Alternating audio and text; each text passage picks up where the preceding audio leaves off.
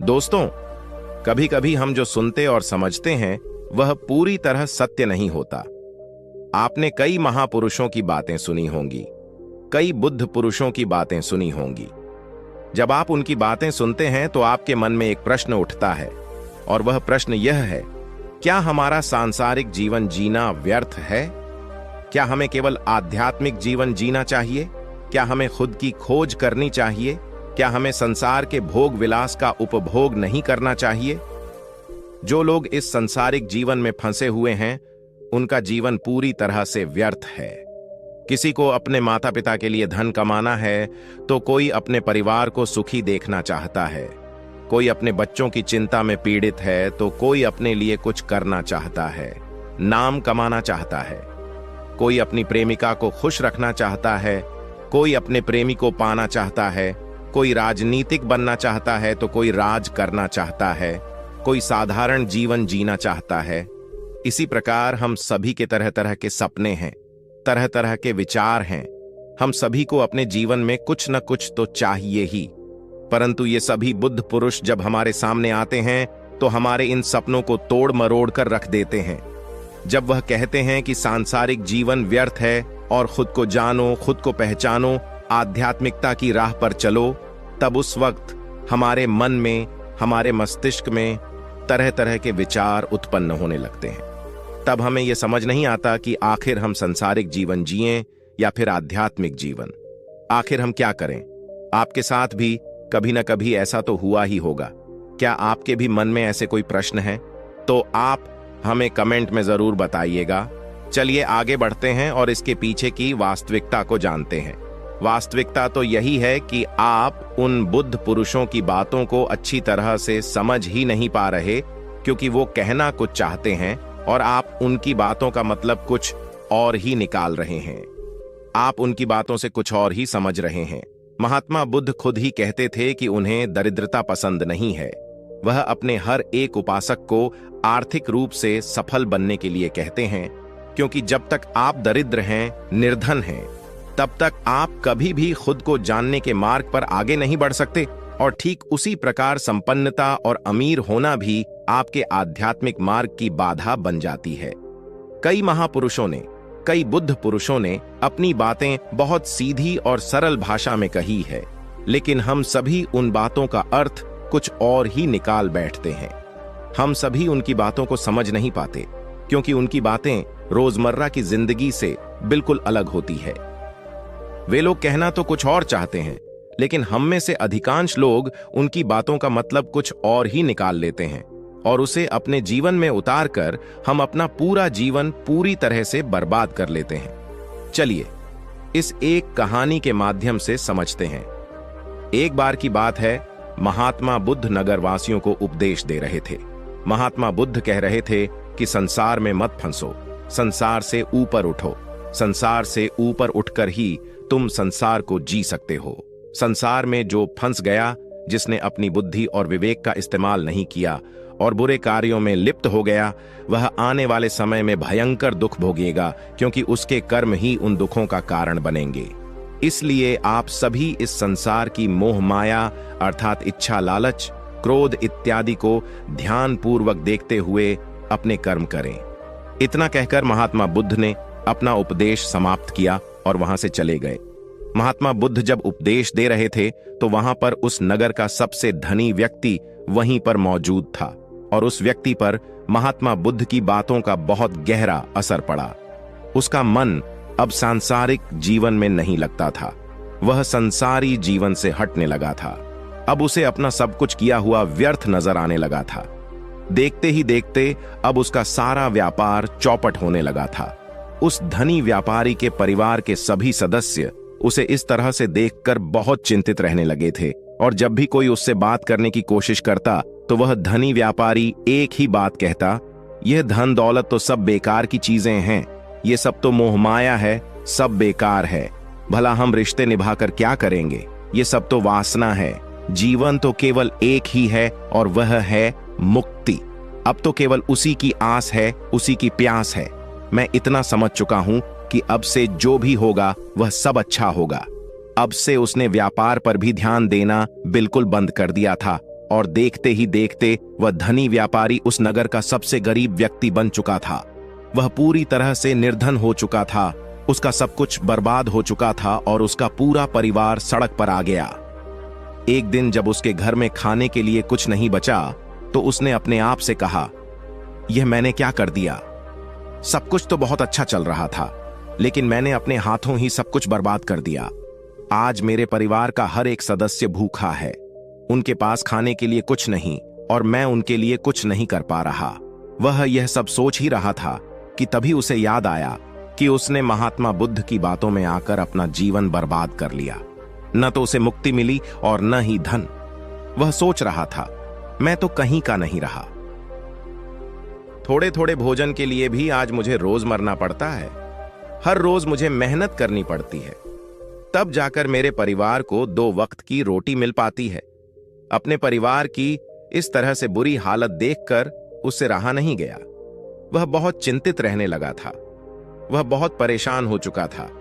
एक दिन वह अपने घर से भाग गया। एक रास्ते में जब वह आगे बढ़ रहा था तब उसके मन में ख्याल आया कि वह कहां जाएगा, किससे मदद मांगेगा, आखिर अब उसका साथ कौन देगा। तभी उसे याद आया कि उसे महात्मा बुद्ध के पास ही जाना चाहिए, क्योंकि बुद्ध के कारण ही आज उसकी यह हालात हैं। उसके हालात के जिम्मेदार तो वही हैं। मैं तो सीधा सीधा अपने मार्ग पर जा रहा था, लगातार अपने व्यापार में उन्नति कर रहा था, लेकिन जब से मैंने उनकी बातें सुनी तब से मेरा मन विचलित हो गया। मुझे समझ नहीं आया कि मैं जो जीवन जी रहा हूं क्या वह सत्य है या फिर जो वह जीवन जी रहे हैं वह सत्य है। उनकी चिकनी चुपड़ी बातों में आकर मैंने अपना सब कुछ बर्बाद कर दिया।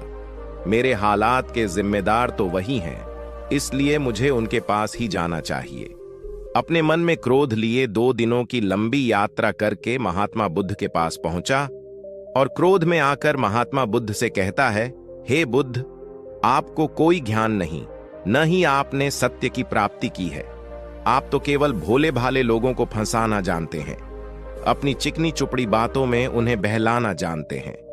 आप लोगों के सीधेपन का फायदा उठाकर अपनी प्रसिद्धि और अपनी प्रशंसा करवाते हैं। आप हमें ऐसे सपने दिखाते हैं जो कभी पूरे नहीं हो सकते।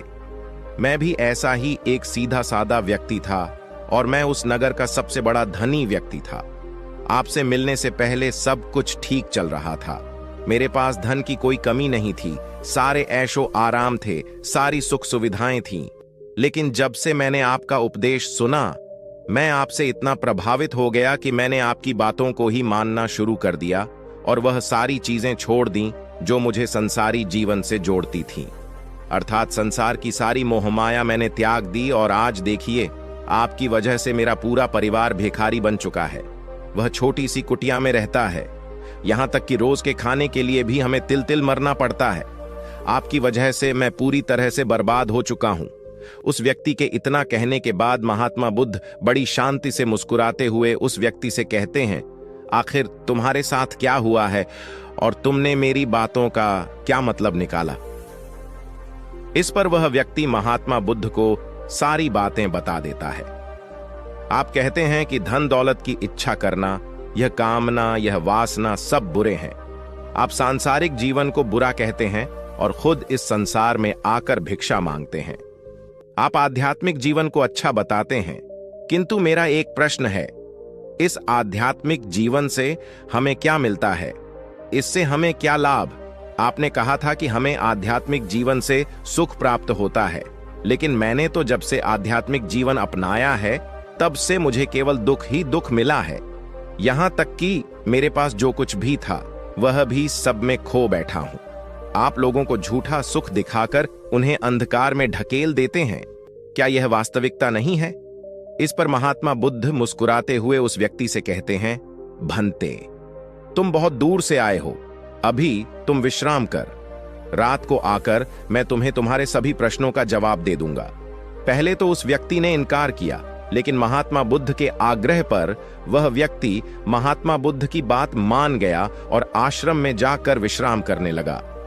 रात्रि के वक्त महात्मा बुद्ध उस व्यक्ति के पास आए और कहा, भंते, मैंने एक व्यक्ति की बात सुनी।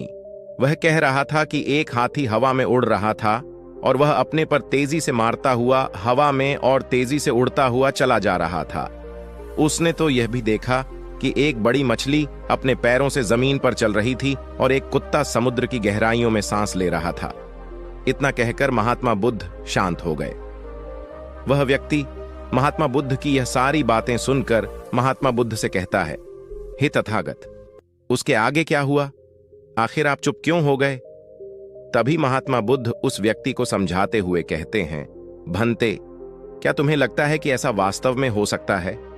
इस पर व्यक्ति जवाब देते हुए कहता है, हे बुद्ध, अगर आप कह रहे हैं तो यह अवश्य ही सच होगा, क्योंकि आप इतने बड़े ज्ञानी हैं।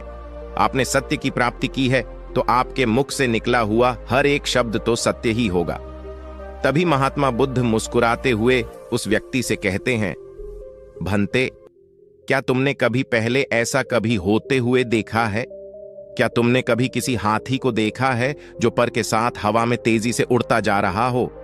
इसके जवाब में वह व्यक्ति कहता है, ही तथागत, मैंने तो कभी नहीं देखा। तभी महात्मा बुद्ध कहते हैं, तो तुमने मुझसे प्रश्न क्यों नहीं किया कि आखिर वह हाथी आकाश में कैसे उड़ सकता है? इसके जवाब में वह व्यक्ति कहता है, हे तथागत, आपके मुख से सुनकर मुझे ऐसा लगा कि मानो वह सत्य हो, और आप कह रहे हैं तो यह सत्य ही होगा, इसलिए मैंने आपसे एक भी बार प्रश्न नहीं किया। तभी महात्मा बुद्ध उस व्यक्ति को समझाते हुए कहते हैं, भंते, कभी किसी की बातों पर मत जाना, बल्कि खुद विचार करो, स्वयं सोचो कि उस बात में कितनी सच्चाई है। वह जो व्यक्ति कह रहा है, क्या वह सच है? आखिर वह कहना क्या चाहता है? हो सकता है कि वह कुछ और कहना चाहता हो और तुम उसका अर्थ कुछ और ही निकाल रहे हो। कम से कम तुम्हें एक बार प्रश्न करके यह समझना चाहिए कि आखिर वह कहना क्या चाहता है। अगर तुम मुझसे पूछते कि आखिर वह हाथी हवा में कैसे उड़ सकता है, तो इसका जवाब मैं तुम्हें अवश्य देता। मैं तुम्हें ऐसा बताता कि एक छोटा सा बच्चा अपने खिलौनों के साथ खेल रहा है। वह हाथी को हवा में उड़ा रहा है और कुत्ते को पानी में डूबा रहा है। और रही बात मछली की, तो वह उसे जमीन पर चला रहा है। क्या ऐसा संभव नहीं हो सकता? इसके जवाब में वह व्यक्ति कहता है, हां, बिल्कुल ऐसा हो सकता है। आगे महात्मा बुद्ध उस व्यक्ति को कहते हैं, इसी प्रकार मैं कभी किसी को निर्धन या दरिद्र होने के लिए नहीं कहता। निर्धनता या दरिद्रता तुम्हारे विकास में बाधक बन जाती है, जिससे तुम और कुछ नहीं सोच पाते, न ही कुछ समझ पाते हो। इन भिक्षु संघ को देखो, जब इन्हें भोजन की आवश्यकता होती है तो यह भिक्षा मांगने के लिए निकल पड़ते हैं, लेकिन यह भिक्षा कहां से आती है? इसके जवाब में वह व्यक्ति कहता है, हे तथागत, हर कोई रोज मेहनत करता है ताकि उसके परिवार का पालन पोषण हो सके, और जो वह मेहनत करता है उसके बदले में उसे कुछ पैसे मिलते हैं। उन पैसों से वह भोजन खरीदता है और वही भोजन वह आपको भी सौंपता है और वहीं से भिक्षा आती है। तभी महात्मा बुद्ध उस व्यक्ति से एक और प्रश्न करते हैं, भंते, यह बात तो सत्य है, लेकिन तुम क्या मुझे यह बता सकते हो कि आखिर यह धन कहां से आता है? इसका जवाब देते हुए व्यक्ति कहता है, हे तथागत, धन तो सभी लोग अर्जित करते हैं, सभी कमाते हैं। तभी महात्मा बुद्ध उस व्यक्ति को समझाते हुए कहते हैं, ठीक इसी प्रकार दुनिया में यदि हर कोई भिक्षा मांगने लग जाए तो आखिर भोजन कहां से आएगा? अनाज कौन उगाएगा? व्यापार कौन करेगा? और लोगों की रक्षा के लिए धन कहां से इकट्ठा होगा? लोगों की जरूरतें कैसे पूरी होंगी? यह सुनकर वह व्यक्ति थोड़ा सा अचरज में पड़ गया और महात्मा बुद्ध से कहता है, किंतु हे तथागत, आप ही तो कहते हैं कि मनुष्य की इच्छा, कामना और वासना, लालच और क्रोध, ये सभी मनुष्य के विकार हैं और हमें इनसे दूर रहना चाहिए, तभी वह आत्मज्ञानी कहलाता है। तभी महात्मा बुद्ध कहते हैं, भंते, मैं तो अभी भी यही कह रहा हूं कि मनुष्य को इन सब चीजों से दूर रहना चाहिए। इस पर वह व्यक्ति महात्मा बुद्ध की बात काटते हुए कहता है, हे तथागत, पर दुनिया तो इसी पर चल रही है। इसके बिना भला ये संसार कैसे चल सकता है? हर किसी को पैसों की जरूरत है। बिना पैसों के वह अपने परिवार को नहीं चला सकता, वह अपने परिवार का पालन पोषण नहीं कर सकता, वह अपने परिवार के लिए भोजन नहीं ला सकता, और यदि वह पैसे नहीं कमाएगा तो वह भूखा मर जाएगा। तभी महात्मा बुद्ध कहते हैं, भंते, ये संसार इन चीजों से नहीं चल रहा, इन चीजों से बिगड़ रहा है। इस पर वह व्यक्ति कहता है, हे तथागत, आखिर आप क्या कहना चाहते हैं? मैं आपकी बात समझ नहीं पा रहा।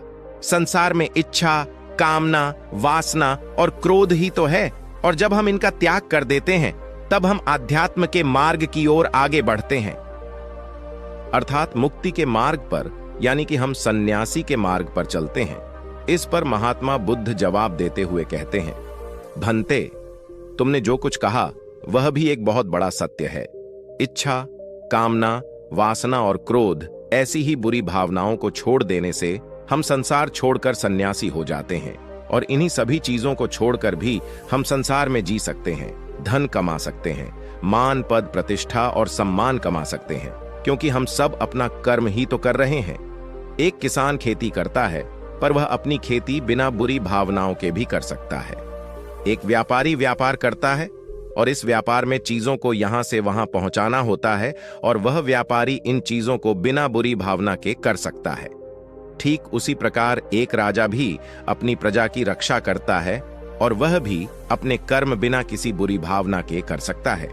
और एक भिक्षु इन सभी लोगों को सही प्रकार और सही कार्य करने के लिए मार्गदर्शन करते हैं, जो उस भिक्षु का कर्म है, जो उसका कार्य है। और जो व्यक्ति जागृत होकर अपने कर्मों का सही पालन करता है, वास्तविकता में वही सन्यासी है, वही भिक्षु है, क्योंकि हम जो भी कर्म कर रहे हैं वह हमारा इस संसार में रहने के लिए, जीवित होने के लिए, जीवन जीने के लिए केवल एक माध्यम मात्र ही है। उसे छोड़कर हम कुछ भी नहीं पा सकते, और हमारे सभी कर्म करते हुए हमारा मुख्य उद्देश्य जागृत होना है, खुद को पहचानना है, खुद को जानना है। एक बार यदि हमारे भीतर ज्ञान का उदय हो गया, तब हम चाहे जो भी करें वह फिर संसारी हो या सन्यासी, सब एक ही होते हैं। इस पर वह व्यक्ति महात्मा बुद्ध से कहता है, हे बुद्ध, किंतु मैंने तो देखा है कि आप अपने संघ में उन लोगों को भी शामिल कर लेते हैं जो लोग अपने परिवार को छोड़कर आए हैं, अपने माता पिता को छोड़कर आए हैं, अपने बीवी बच्चों को छोड़कर आए हैं। क्या आप उनसे कभी यह कहते हैं कि जाकर अपनी जिम्मेदारियां पूरी करो, जाओ अपनी जिम्मेदारियां संभालो और धन कमाओ, और वहीं पर रहकर तुम आत्मज्ञान प्राप्त करो? उस व्यक्ति के प्रश्न का जवाब देते हुए महात्मा बुद्ध कहते हैं, भंते, क्या तुम हाथी को हवा में उड़ा सकते हो? इसके जवाब में वह व्यक्ति कहता है, नहीं, मैं नहीं उड़ा सकता।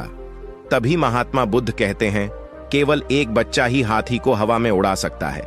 ठीक उसी प्रकार जिस व्यक्ति को जो बनना है वह तो वह बनकर ही रहेगा। जैसे किसी व्यक्ति को राजा बनना है तो वह राजा बनेगा, किसी व्यक्ति को व्यापारी बनना है तो वह व्यापारी बनेगा। ठीक इसी प्रकार यदि किसी व्यक्ति को आत्मज्ञान की प्राप्ति करनी है तो उसे सब कुछ तो त्यागना ही होगा। आगे महात्मा बुद्ध उस व्यक्ति से कहते हैं, भंते, क्या तुम सबको छोड़कर आत्मज्ञान के मार्ग पर आगे बढ़े थे, या फिर तुम यह सोच रहे थे कि इस रास्ते पर चलकर जीवन आसान हो जाएगा? जो होगा सब अच्छा होगा, सब कुछ अपने आप ही मिलने लगेगा। मुझे तो कुछ करने की आवश्यकता ही नहीं पड़ेगी, सारे दुख दर्द सब कुछ समाप्त हो जाएगा और जीवन में चमत्कार होने लगेगा और अंत में मुक्ति भी मिल जाएगी।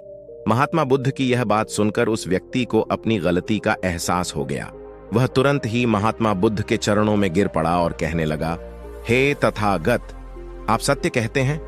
मैंने तो कुछ ऐसा ही सोचा था, क्योंकि मेरा व्यापार सही नहीं चल रहा था, तो मुझे लगा कि सब कुछ छोड़कर सब मिल जाएगा, मुझे कुछ करने की आवश्यकता ही नहीं पड़ेगी और मेरे सारे दुख दर्द हमेशा हमेशा के लिए खत्म हो जाएंगे और मैं आत्मज्ञान भी प्राप्त कर पाऊंगा।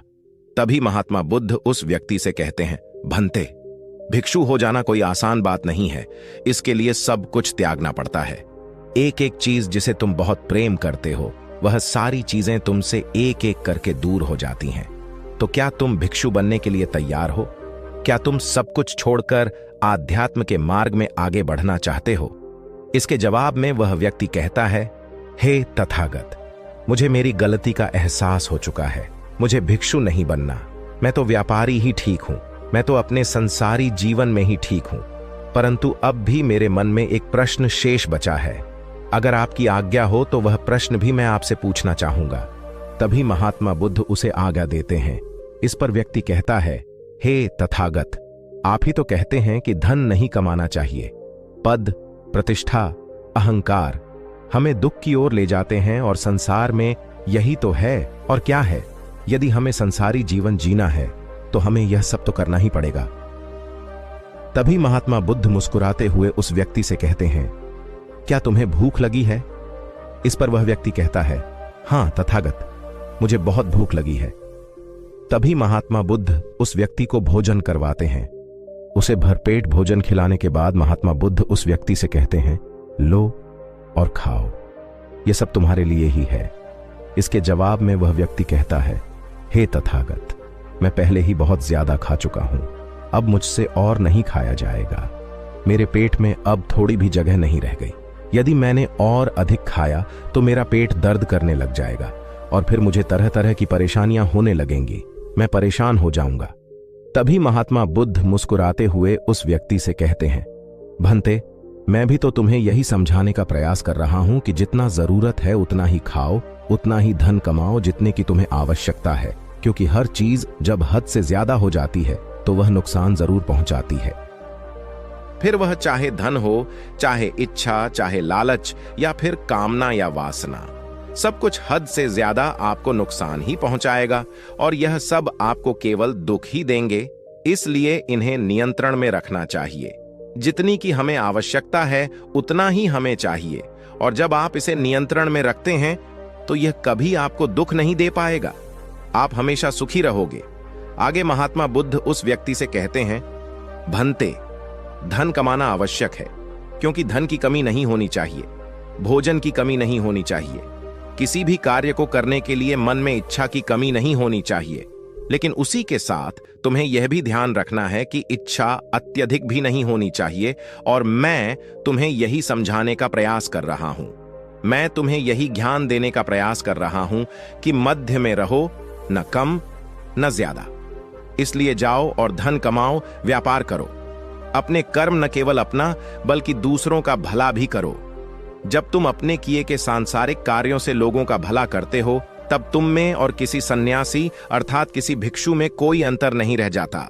बस सभी के मार्ग अलग होते हैं, लेकिन मंजिल एक ही होती है, और तुम कभी मार्ग से भटक न जाओ। इसलिए ऐसे लोगों की संगत में रहना जो तुम्हें आत्मज्ञान के सीधे मार्ग पर ले चलें, जो सांसारिक जीवन से हटकर नए जीवन में प्रवेश करवाएं, क्योंकि वे लोग बुराइयों से लड़ने में तुम्हारी मदद करेंगे। तुम्हें ताकत मिलेगी और तुम लगातार बिना विचलित हुए आध्यात्म के मार्ग पर लगातार आगे बढ़ते चले जाओगे। इतना कहकर महात्मा बुद्ध शांत हो गए।